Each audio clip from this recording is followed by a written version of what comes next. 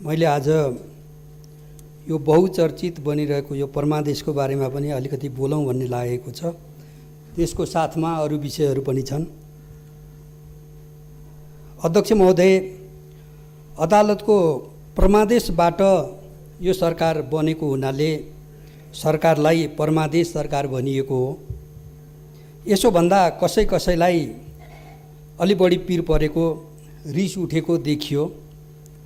हामीले त यो सरकारको जन्मस्थान मात्रै बताइदिएको हो। अध्यक्ष महोदय, जोरजाम गरेर के सरकार बनेको थियो, सत्ता पक्षमा अलिकति अहङ्कार देखिन थालेको छ।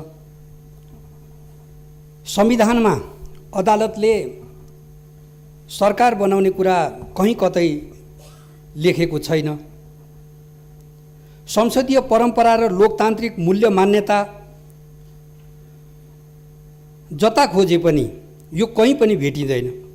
त्यसैले यसलाई अलोकतान्त्रिक, असंसदीय र असंवैधानिक भनिएको हो। अध्यक्ष महोदय, यस कदमबाट मुलुकको राजनीतिमा इतिहासको विकृत राजनीतिको पुनरावृत्ति भएको छ। यो दुःखद कुरा हो। केपी ओली नेतृत्वको लोकप्रिय सरकारलाई हटाएर आफूहरूको सरकार बनाउन पाउँदा नेपाली कांग्रेस, माओवादी केन्द्र, उपेन्द्र यादव र केही व्यक्ति वा समूहहरूलाई आनन्द महसुस भयो होला। तर राजनीति भनेको मजाक होइन। राजनीति देश र जनताप्रति उत्तरदायी भएर गरिने क्रियाकलाप हो। अध्यक्ष महोदय, दुर्भाग्य आज राजनीतिको नाममा देश र जनतामाथि मजाक भइरहेछ। अदालत दलीय व्यवस्थाको बरखिलाफ गएको छ। अदालत संसदीय परिपाटीको विरुद्ध गएको छ। लोकतान्त्रिक मान्यताहरू खण्डित भएका छन्। संविधानको धज्जी उडाइएको छ। अध्यक्ष महोदय, संविधानको ठाडो उल्लङ्घन र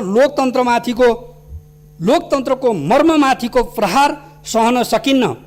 कतिपयलाई मैले जितेको छु भन्ने लागेको हुन सक्दछ, तर लोकतन्त्रले हार्दा अहिलेको राजनीतिक मञ्चमा कुनै पनि खेलाडीको जित हुनेवाला छैन। अध्यक्ष महोदय, बहुदलीय व्यवस्थामा निर्दलीयताको पक्षपोषण खतरनाक कुरा हो।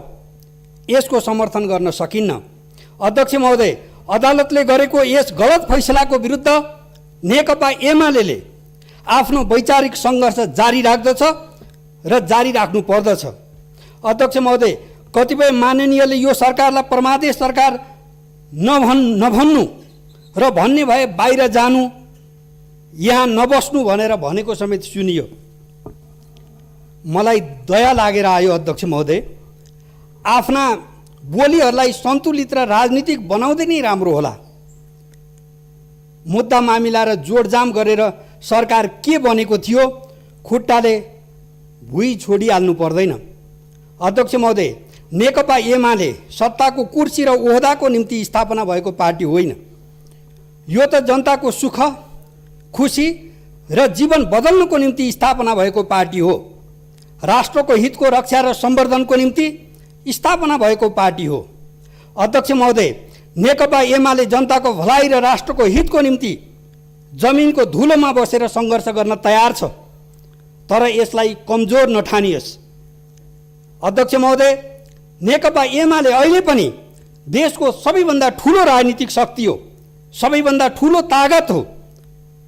सदनमा पनि सबैभन्दा ठुलो शक्ति हो नेकपा एमाले। हेक्का राख्दा राम्रै होला। सदनमा अरू विषयहरूमा पनि केही कुराहरू उठाउन आवश्यक ठानेको छु मैले, र केही कुराहरू यहाँ पनि उठे। केपी ओली सरकारले कमजोर मुद्दा लगाएका कारणले अपराधी छुटे भनेर पनि भनियो।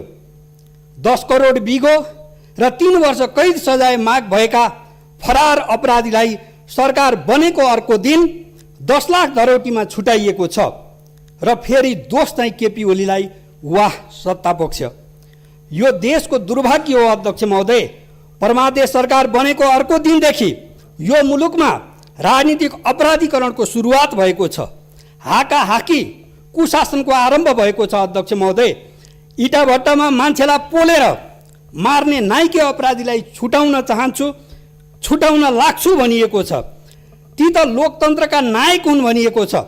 लोकतन्त्रलाई बदनाम गर्ने कुरा योभन्दा अरू केही होला र? अध्यक्ष महोदय, मन्त्री बनाउँदा, सचिवको सरुवा गर्दा होटल र रिसोर्टहरूमा बसेर मोलमलाई भइरहेको छ।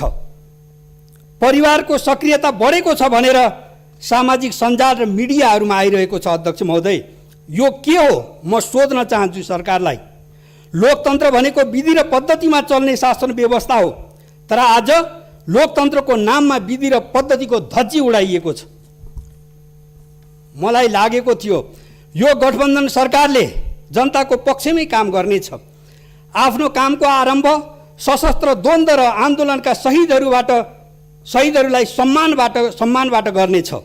अपाङ्ग घाइतेहरूको उपचार र तिनका परिवारहरूको हेरविचारबाट गर्नेछ भन्ने मलाई लागेको थियो। विकास र अभावमा छटपटिएका जनताहरूको पक्षमा काम गरेर आफ्नो कामको आरम्भ गर्नेछ भन्ने लागेको थियो। अध्यक्ष महोदय, तर सरकारको ध्यान त अर्कैतिर देखियो। अध्यक्ष महोदय, अपराध र असुलीतिर। यो लोकतन्त्रको दुर्भाग्य हो, नेपाली जनताको दुर्भाग्य हो। अपराधीहरू खुसी हुने र जनता दुखी हुने अवस्था पो आयो। अध्यक्ष महोदय, नेकपा एमालेको सरकारले नेपाली जनतालाई पुग्ने गरी खोपको प्रबन्ध गरेको थियो। यसै सदनमा सुरुको दिन सत्तापक्षका नेताले इमान्दारितापूर्वक भन्नुभएको थियो, अहिले आएको खोपमा यो सरकारको दाबी रहनु हुँदैन, यो अघिल्लो सरकारले नै व्यवस्थापन गरेको हो। तर चिन्ताको कुरा के हो भने अध्यक्ष महोदय, अरूले व्यवस्थापन गरेको खोपको पनि यो सरकारले व्यवस्थित रूपमा जनताकोमा पुर्याउन सकेन। यो चाहिँ चिन्ताको कुरा हो। खोप हराए, खोपमा सोर्स फोर्सको कुरा आइरहेको छ। सोर्स फोर्सले खोप लगाउन पाउने सर्वसाधारण वञ्चित हुने अवस्था सिर्जना भएको छ। यो दुःख लाग्ने कुरा हो। यति मात्रै होइन, खोप होटल र पहुँचवालाहरूको घरका फ्रिजहरूमा डम्पिङ हुन थाले। खोपमा सोर्स फोर्स यहाँभन्दा दुर्भाग्य के हुन्छ? योभन्दा लज्जास्पद के हुन्छ? खोपमा चोरी। प्रधानमन्त्रीज्यू के गर्दै हुनुहुन्छ? केपी ओलीले ल्याइदिएको यति खोपमा त बेइमानी नगरिदिनुहोस् र हाम्रो राम्रो व्यवस्था मिलाइदिनुहोस्। विनम्रतापूर्वक मेरो अनुरोध छ। अहिले पनि देशमा कोभिडको महामारी छ। अध्यक्ष महोदय, स्वास्थ्य मन्त्रालय यसका विरुद्ध जुझ्ने सबैभन्दा नेतृत्वदायी अङ्ग हो। अध्यक्ष महोदय, प्रधानमन्त्रीज्यूले जेन तेना राज्य मन्त्री त बनाउनु भयो, तर अधिकार सबै आफैसँग राख्नुभयो। यो के गर्न खोजिएको हो? कोभिडको तेस्रो भेरिएन्टसँग देशले जुझ्नु पर्नेछ, त्यसतर्फ सरकारको कुनै चासो र तयारी छैन। अध्यक्ष महोदय, प्रधानमन्त्रीज्यू राजनीतिक दाउपेच र शक्ति केन्द्रित गर्ने कुरामा लाग्नु भएको छ। खोप खोप खोप भन्नुभयो प्रधानमन्त्रीज्यूले आफ्नो पहिलो भाषणमा। खोइ त खोप प्रधानमन्त्रीज्यू, खोप चाहियो। म अनुरोध गर्न चाहन्छु। म अर्को गम्भीर विषय जोड्न चाहन्छु। अध्यक्ष महोदय, सीमा नदीमा कुनै पनि निर्माण कार्य अगाडि बढाउँदा अर्को पक्षको पनि सहमतिको आवश्यकता पर्ने अन्तर्राष्ट्रिय मान्यता छ। अध्यक्ष महोदय, महाकाली नदी अधिकांश ठाउँमा सीमा नदी हुनुको कारणले पुलबाट तुइन विस्थापन गर्ने तत्कालीन नेकपा एमाले नेतृत्वको सरकारको योजनामा भारतीय पक्षको सहमति आवश्यक हुन गयो। धेरै ठाउँमा सहमति आउन सकेन र आएका ठाउँहरूमा कोभिडको कारण सामान खरिद र ढुवानीमा समस्या भएकोले निर्माण कार्य समयमै अगाडि बढ्न सकेन। यसै सिलसिलामा मुद्दा मामिला र घेराबन्दीबाट सरकारलाई हटाइयो, जसको कारणले जारी प्रक्रिया अवरुद्ध हुन गयो। अध्यक्ष महोदय, यो सरकारले बिना विलम्ब पहल गरोस्, पुल बनाओस् र तुइन विस्थापन गरोस्। जनताको यो चाहना छ र अपेक्षा छ। अध्यक्ष महोदय, यसै क्रममा तुइनमा झुन्डिएर यात्रा गर्नुपर्दा केही दिन अगाडि महाकाली नदीमा एउटा दुःखद हृदय विदारक घटना घट्यो। तुइनबाट महाकाली नदी तर्दै गर्दा भारतीय सीमा सुरक्षा बल एसएसबीका जवानले तुइनको तार काटिदिँदा दार्चुलाका जयसिंह धामी नदीमा खसेर बेपत्ता भए। अहिलेसम्म न सास न लासको अवस्था छ। अध्यक्ष महोदय, यो मानवता विरोधी जघन्य अपराध हो। नेपालीहरूको लागि यो असाध्यै दुःखद र पीडादायी घटना पनि हो। अध्यक्ष महोदय, परमादेश सरकारले खुट्टा किन कमाएको हो? भारतीय एसएसबीका जवानले तुइनको तार काटेर जयसिंह धामी नदीमा खसेर बेपत्ता भएका हुन्। देखि जान्ने साक्षीहरूले यो कुरा भनिरहेका छन्। बुझ्न बाँकी के छ? यो मानवतासँग जोडिएको र राष्ट्रियतासँग पनि सम्बन्ध राख्ने घटना हो। अध्यक्ष महोदय, भारतीय पक्षको हेपा र मिचा प्रवृत्ति पनि हो। यस्तो घटनामा नेपाल सरकारका प्रधानमन्त्री सम्माननीय शेरबहादुर देउवाज्यूले भारतीय समकक्षीसँग संवाद गर्नुपर्ने होइन र? राजदूतलाई बोलाएर सोध्नुपर्ने होइन र? तार काटेर घटना घटाउने एसएसबीको जवानलाई तत्काल कारबाही गराउनु पर्ने होइन र? बेपत्ता जयसिंहको परिवारलाई राहत क्षतिपूर्तिको व्यवस्था गर्नुपर्ने होइन? तर परमादेश सरकार सुनसान छ, केही गर्न सकिरहेको छैन। अध्यक्ष महोदय, यसै सदनमा गृहमन्त्रीज्यूको सम्बोधन सुन्दा झनै दिक्क लाग्यो। जयसिंह धामी तुनबाट खसेर हराएको कुरा गरियो। सरकारले बनाएको छानबिन कार्यदल 5 दिनसम्म घटनास्थल पुर्याउन सकिएन भनेर भनियो। एसएसबीको अपराधको उल्लेख गरिएन। अध्यक्ष महोदय, एउटै घटनाबाट सरकारको परालको खुट्टो उदाङ्ग भयो। अध्यक्ष महोदय, मैले यो अर्को महत्त्वपूर्ण विषय उठाउनु छ। संसद चलिरहेको छ, यसलाई राम्रै मानौँ, तर सरकारले संसदलाई बिजनेस दिन सकेको छैन। राज्यको ढिकुटीबाट लाखौँ खर्च भइरहेको छ दैनिक संसदको नाममा, तर संसद भने निर्वाहमुखी ढङ्गले चलिरहेको छ। अध्यक्ष महोदय, जनताको जीवनसँग जोडिएका कानुनहरू बनाउनु पर्ने छ, त्यसतर्फ सरकारको ध्यान छैन। नागरिकतासँग सम्बन्धित कानुन आजसम्म बन्न सकेको छैन। केपी ओली नेतृत्वको सरकारले ल्याएको अध्यादेश पनि अदालतबाट रोकियो। यो दुःखद कुरा हो। देशैभरि उमेर पुगेका नागरिकताबाट वञ्चित छन्। खास गरी मधेसमा यो समस्या अझै ज्यादा छ। नागरिक बाबुआमाका छोराछोरीहरू नागरिकताबाट वञ्चित छन्। नेपालको संविधान बमोजिम उनीहरूले वंशजको आधारमा नागरिकताको हक राख्दछन्। अध्यक्ष महोदय, तर कानुनको अभावमा उनीहरू नागरिकताको हकबाट वञ्चित छन्। योभन्दा दुर्भाग्य के हुन्छ? नागरिकता नहुँदा युवाहरूको उच्च शिक्षाबाट वञ्चित हुनु परेको छ। युवाहरूलाई रोजगारीका अवसरबाट वञ्चित हुनु परेको छ। आर्थिक कारोबारबाट वञ्चित हुनु परेको छ। रोजगारी, अध्ययन वा अरू कामको निमित्त विदेश जानबाट समेत वञ्चित हुनु परेको छ। अध्यक्ष महोदय, यो असाध्यै पीडादायी अवस्था हो। म नेपाल सरकारका प्रधानमन्त्री श्री शेरबहादुर देउवाजीलाई सोध्न चाहन्छु, यो दुःखद र विडम्बनापूर्ण अवस्थाको अन्त्य कहिले हुन्छ? मधेसी लगायत नागरिकताविहीन सबै नागरिकले नागरिकता कहिले प्राप्त गर्दछन्? जनतालाई बताइदिनु पर्यो प्रधानमन्त्रीज्यू। दक्षिणी सीमामा बसेर नेपाली भूमिको रक्षा गर्ने भूमि रक्षक मधेसी जनतालाई के हामी विदेशी ठान्छौँ? जो दोषी चस्मा आँखामा छ भने फालौँ।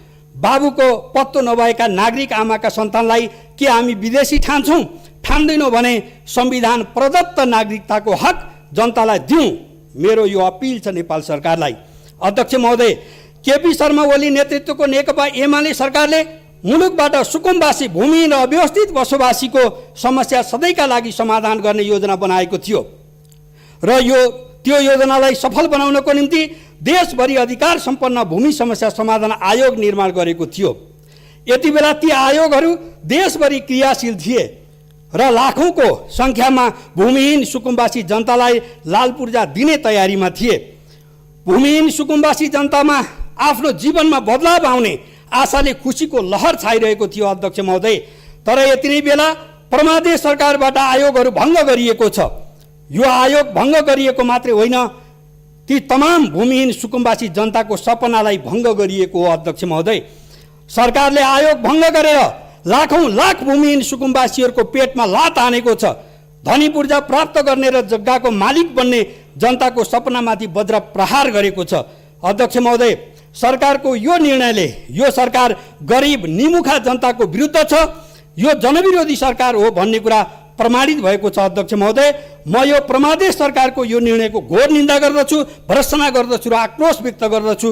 म ती तमाम भूमिहीन सुकुम्बासी आमा बुवा, दाजुभाइ, दिदीबहिनीहरूलाई यसै सम्मानित सदन मार्फत अपिल गर्न चाहन्छु, तपाईँहरूकै प्यारो पार्टी नेकपा एमाले सदैव तपाईँहरूको साथमा छ। केही दिन र महिनाको कुरा मात्रै हो, नेकपा एमाले मूल गेटबाटै फेरि सिंहदरबार पस्नेछ र जनताका मूर्छित सपनाहरूलाई बिउजाउनेछ र ती तमाम भूमिहीन सुकुम्बासी र अव्यवस्थित बसोबासीहरूको समस्या समाधान गरी छाड्नेछ। आउनुहोस्, स्वरमा स्वर मिलाउँ, सङ्गठित बनौँ। अबका दिनहरूमा परमादेश सरकारका जनविरोधी हरकतहरूका विरुद्ध एकताबद्ध बनौँ। धन्यवाद।